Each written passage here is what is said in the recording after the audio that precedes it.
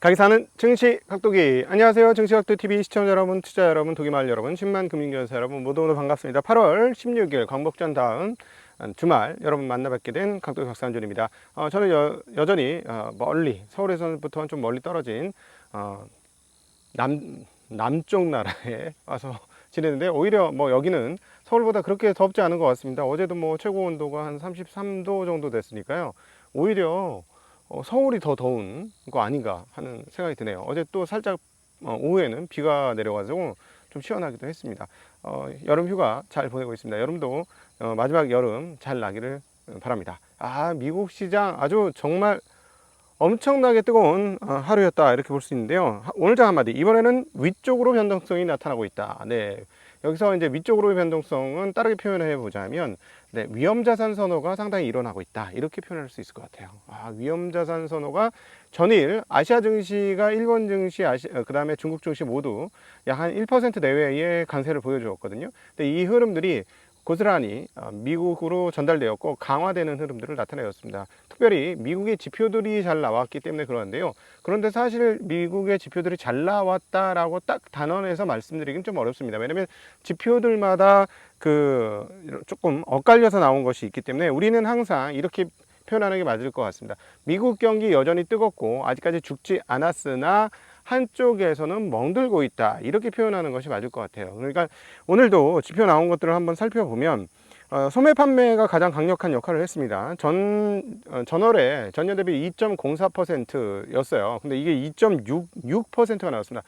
엄청나게 튀긴 거죠. 이렇게 되니까 사람들이 경기가 완전히 회복되는 거야, 다시 붐업이야, 뭐 이런 분위기를 가지고 있는데, 반면에 미국의 산업생산 전년비 상환들을 보면은 지난달에는 1.14% 상승이었는데 이번에는 0.18% 마이너스가 났습니다. 자, 그러니까 지난번에도 생산자 물가지수 봤죠. 그러니까 산업 생산도 지금 오늘 보니까 이게 조금 우하향하고 있다는 게 분명히 보여져요. 그러니까 전체적인 경기에서 선행적 역할을 하는 쪽은 뭔가 하강하고 있다는 게 보여지고 있는 반면, 소비는 여전히 살아있다라는 것들을 볼 수 있겠고, 그 다음에 우리에게 강력한 그 하락의 시발점을 만들어 주었던 고용은 어떻게 되느냐. 고용은 뭐 오히려 신규 실업수당 청구자 수가 조금 줄어들어 있습니다. 그럼에도 불구하고 우리는 계속해서 이야기하는 건 과거 평균 대비 지금 신규 실업수당 청구자 수의 평균이 많이 늘었다라는 말씀을 드리는 거죠.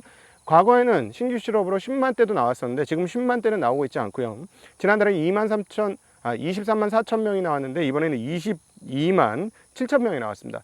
여전히 22만 이상에서 놀고 있기 때문에 미국에서의 고용 상황들은 점차 냉각되고 있는 것이 분명하고, 자, 이렇게 되면 연준 입장에서는 지금의 5.25%에서 5.5%는 매우 제약적인 상황이고 압박적인 상황이기 때문에 여기서 금리를 내릴 수는 있어. 금리를 내릴 수는 있으나 계속해서 연준 인사들이 얘기했던 것처럼 좀 더 많은 증거를 보고 싶다라고 얘기했는데요. 좀 더 많은 증거가 보일 때까지는 금리 인하가 시장이 원하는 만큼, 특별히 채권 시장이 원하는 만큼 그렇게 빠른 속도로 금리 인하가 이루어지지는 않을 것이다 라고 정리해 볼 수 있겠어요. 자, 그러니까 단계적으로 금리 인하가 될 것 같고, 자, 오늘 이 지표를 보니까 채권 시장이 어떻게 됐을까요? 네, 채권 시장 급락을 했습니다. 왜 급락을 했을까요? 네, 채권 시장 경기가 살아있다고 하니까 자기네들이 이제 설레발을 치면서 금리가 엄청 내려갈 거라고 프라이싱을 해놨는데 아니었던 것이죠. 우리 증시각도의 TV에서는 채권시장 설레발 되게 친다, 이런 얘기를 여러 차례 드렸던 것 같습니다. 역시나 이번에도 설레발 쳤던 것이 거꾸로지면서 아주 채권시장은 사실 주식시장과 다르게 절규의 하루였다, 이렇게 표현할 수 있겠는데요. 각 지표물, 기간물마다 거의 10bp 내외의 금리가 위로 튀는 그런 흐름들을 보여주었습니다. 그러니까 전전일 생산자 물가지수 떨어지면서 환호했던 채권 시장이 그대로 고스란히 다 뱉어내는 그런 흐름들을 보여주었죠.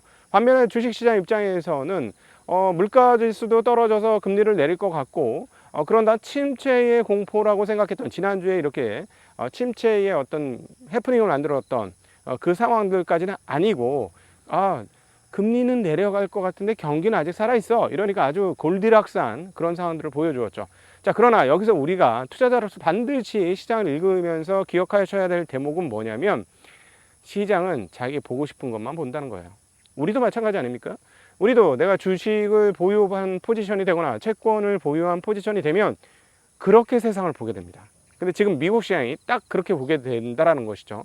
사실은 거시경제 흐름들은 보실 때 뭐가 중요하냐면 큰 조류의 흐름이 어떻게 흘러가고 있어, 이런 것들을 보는 게 중요한 거겠죠. 큰 흐름이. 자, 금리를 내리겠다라는 건 뭐예요? 그동안에 과열되었던 그 뜨거웠던 미국 경기가 이제 숨고르기에 들어가게 된다라는 것을 보여주는 대목이니까 금융적으로는 완화적인 상황으로 갈 수는 있지만 그것이 경기가 좋아진다는 얘기가 아니니 주식시장이 마음껏 그냥 올라가기는 또 좀 웃기는 얘기죠. 그런데 이제 시장은 그렇게 받아들이는 거예요. 그래서 우리는 그 부분에 있어서 저희 시장을 읽어낼 때 항상 어떤 한 영역의 시장, 뭐 주식시장이든 채권시장이든 원자재 시장이든 뭐 비트코인이든 자기가 보고 싶은 대로의 대로 세상을 보기를 원하고, 그래서 그런 지표들이 포착되면 그렇게 해석을 해버리고 만다라는 것이죠. 그러니까 그것들은 꼭 기억을 하시면 좋을 것 같고요. 자, 오늘은 주식시장에서는 완전한 위험자산 선호가 나타났습니다. 근데 저가 여기서 조금 이상하다고 보여지는 것은 떨어지는 것도 해프닝이었어요. 떨어지는 것도 해프닝이었는데 올라가는 것도 변동성이 너무 빠르게 올라가고 있습니다. 오늘 뭐 업종별로 보면 주식시장에 계신 분들은 굉장히 행복해지는 미국 시장 흐름에서 그랬는데요. 엔비디아가 4%, 브로드컴이 5%, AMD 4.7%, 퀄컴도 3.7%, 텍사스 인스트루먼트도 3%대의 모든 반도체 주식들이 3에서 4% 이상 오르는 그런 모습을 보여줬고, 빅테크들 많이 좋았습니다. 아마존이 무려 4.4%나 올랐고요. 테슬라도 6.3% 올랐습니다. 메타도 2%대, 애플도 1%대의 상승을 보여줬고요. 특별히 이제 유통 주식줄 중에서는 월마트가 무려 7% 가까이, 6.5%가 넘는 그런 상승을 보여주는 모습 보여줬는데요. 그 월마트의 그 어떤 실적 개선, 모든 전 영역에서의 실적 개선에 대해서는 이렇게도 해석을 합니다. 미국 국민들이 얼마나 살기 어려워졌으면 월마트 가서 그렇게 쇼핑을 많이 하겠느냐. 즉, 가성비가 가장 좋은 곳 중에 하나인 월마트에 가서 돈을 쓴다는 것은 주머니 사정과 미래 전망이 나빠졌기 때문이다. 이렇게도 해석을 할 수도 있겠습니다. 네, 충분히 그럴 수 있을 것 같고요. 자, 그래서 미국 주식시장은 이렇게 많이 좋았는데, 자, 여러분 여기서 하나 잊지 말아야 될 포인트가 하나 있는 것 같아요. 저희가 음모론 비슷하게 계속해서 얘기했던 게 뭐였죠? 연준에게는 많은 무기가 있다. 시장을 감아들일 수도 있고 풀어놓을 수도 있는 그런 많은 무기가 있는데, 채권도 많이 들고 있고 또 연준의 총자산을 되감는 그러니까 소위 말하는 긴축 QT를 하는 그 부분도 있다라는 말씀 드렸는데요. 재미난 게 있었지 않습니까? 진짜 궁금했어요. 저는 이번에 이게 어떻게 나올지. 왜냐하면 시장이 폭락했잖아요. 근데 어쨌든 뭐 그 알고리즘 뭐든 그렇게 해서 폭락을 했는데, 연준의 총자산이 어떻게 될까 궁금했거든요. 늘었어요. 여러분, 지금 QT 기간입니다. 연준의 총자산을 줄이는 기간이에요. 어디까지 줄여야 돼요? 원래적으로 말씀드린다면 지난번에 총자산이 4조 대까지 줄여야 되는 거예요. 4조 대 플러스 GDP 성장률이에요. GDP 성장 규모만큼 줄여야 되는 거예요. 그래서 9조 달러까지 가던 거를 막 줄여가지고 지금 7조 달러 초반대까지 왔지 않습니까? 7조 초반대 와서 지난번에 장 많이 빠질 때 보니까는 좀 많이 걷어들였네. 한 450억 달러인가 이렇게 걷어들이는 거 봤는데, 자, 이번 원래 줄이는 과정이라고, 지금 줄이는 과정인데 7조 1750억에서 7조 1777억으로 오히려 한 20억대의 총자산을 늘려주었습니다. 그러니까 갚는 게 일반이고 갚는 게 디폴트 값인데, 그러니까 계속 줄여야 되는데 여기서 살짝 늘렸다는 거예요. 네, 시장이 빠졌잖아요. 시장이 너무 충격을 받았잖아요. 네. 그래서 또다시 음모론.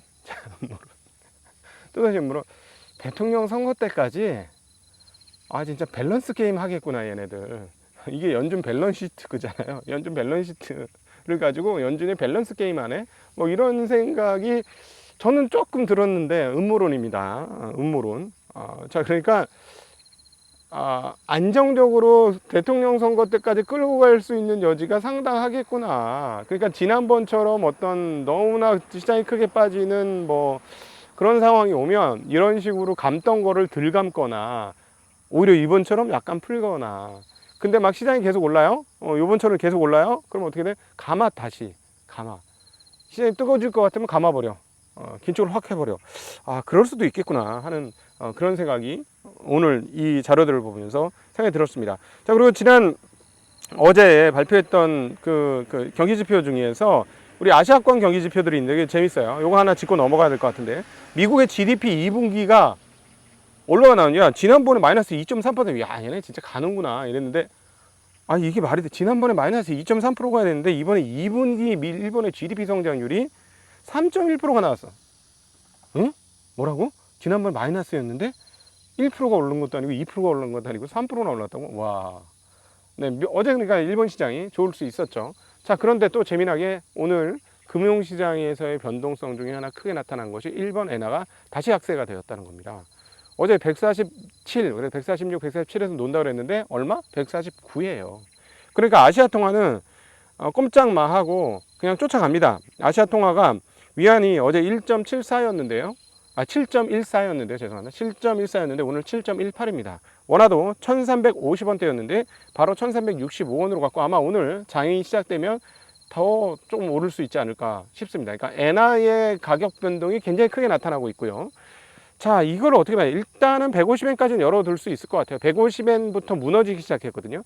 우리가 엔화를 우리 각도TV에서 계속해서 관찰을 했기 때문에 다른 분들보다 이 흐름은, 현장에서의 흐름은 잘 봤죠.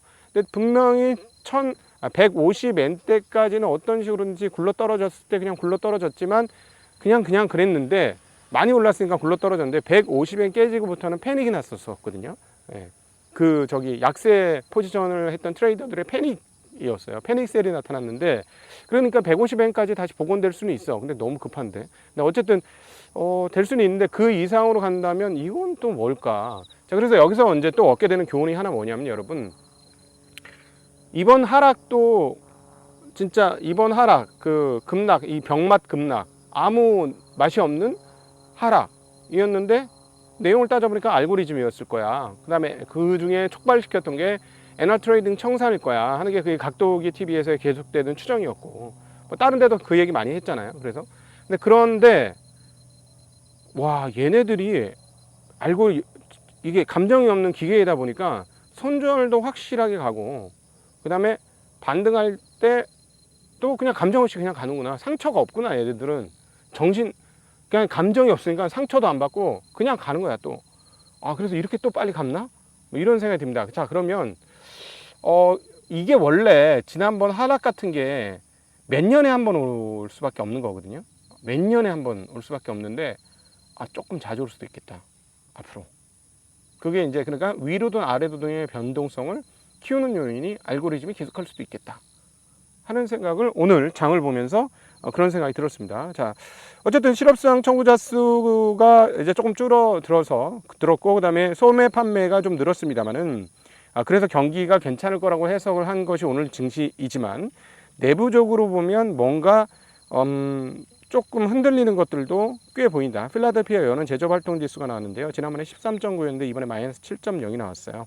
그러니까 좋은 것도 있고 안 좋은 것도 있고, 그런데 전반적인 분위기는 지표들 나오는 걸 섞어서 이렇게 다 보면 생산 쪽과 산업 쪽과, 그러니까 그 공급 쪽, 그러니까 제일 앞라인은 조금 전체적으로 분위기가 다운되고 있는 거고요. 그러나 소매 쪽 뒷단은 여전히 살아있는 그런 흐름들을 보여주는 거고요. 고용은 서서히 계속 나빠지고 있는 것이고요. 그러나 아직까지 이 정도 고용이면 경기가 뭐 굉장히 침체다 이렇게 표현하기는 어려울 것이고요. 자, 이렇게 된다면 연준은 차곡차곡 금리를 내릴 것이고, 드디어 오늘 그 차곡차곡 금리를 내릴 것이다라는 것을 채권 시장이 흡입을 하면서 채권 금리가 폭등을 했고, 패드워치의 전망도 많이 떨어졌습니다. 이제 패드워치가 이제 정신을 차리는 것 같아요. 다음 달에 9월 달에 금리 한 번이나, 그 다음에 11월 달에 두 번이나, 12월 달에 세 번이나 한 번씩 0.25% 25bp씩 금리를 내릴 거라고 하는 생각을 채권 패드워치 쪽에서는 이제 그런 생각으로 바뀌었습니다. 자, 그러나 또 다른 지표들이 나오면, 경기가 급락하는 듯한 느낌의 지표가 나오면 또 채권 시장 또다시 설레발을 치겠죠. 우리가 그 설레발 치는 거에 휘둘리면 안 됩니다. 계속해서 말씀드리는 거 하나는, 패드워치는 미래에 대한 전망이 아니고 채권 시장 애들의 심리의 합이에요. 심리의 합. 그러니까 심리의 합에 휘둘리시면 안 된다는 거 다시 한번 말씀드리고 싶습니다. 네, 오늘 오전부터 이렇게 제가 조금 오늘 늦잠을 잤어요. 어제 너무 많이 먹어서 늦잠을 좀 자가지고 늦게 여러분 만나 뵙게 돼서 너무 늦게 여러분 찾아뵈서 좀 죄송한 마음이고요. 자, 어쨌든 이 분위기 잘 보셨으면 좋겠고, 워낙 많이 빠졌다가 반등을 하는데, 이번 아시아 증시의 흐름이 어떻게 될지 모르겠습니다. 아시아 통화들이 약세가 됐는데 주식시장 그리고 전체적인 분위기는 위험자산 선호가 나타났는데, 이 위험자산 선호가 아시아권까지 퍼진다면 전반적으로 많이 퍼지는 건데, 일단 원자재는 올랐어요. 비트코인을 제외한 원자재는 다 올랐으니까 오늘 아시아권이 어떻게 되느냐에 따라서 위험자산 선호의 흐름들이 어떻게 될 것인지를 좀 더 확인하실 수 있는 그런 흐름이 나오지 않을까 싶습니다. 자, 저는 내일까지 휴가를 잘 보내게 될 거고요. 내일까지도 이렇게 여러분 녹화로 만나 뵙도록 하겠습니다. 그리고 주말에는 앞서 잠깐 말씀드렸던 이 트레이딩에 대한 이야기, 김진성 대표와 김진성 대표의 그 본원적인 그 최고의 라이센스를 갖고 있는 그 분야, 트레이딩 시장에 대해서 한번 대담을 했으니까 보시면 많은 도움이 되실 것 같습니다. 자, 오늘도 행복한 하루 되시고요. 아시아 증시 그리고 또 한국 증시의 건투를 빌어보는 주말 아침이 되겠습니다. 금요일 아침이 되겠습니다. 자, 행복한 하루 되시고요. 오후에는 저희 크루들도 휴가라서 여러분 찾아뵐 수 있을지 잘 모르겠는데요. 네, 그거는 이제 그 공간을 두고 생각해 주시면 너무나 감사하겠습니다. 오늘도 함께 해주셔서 진심으로 감사합니다. 안녕.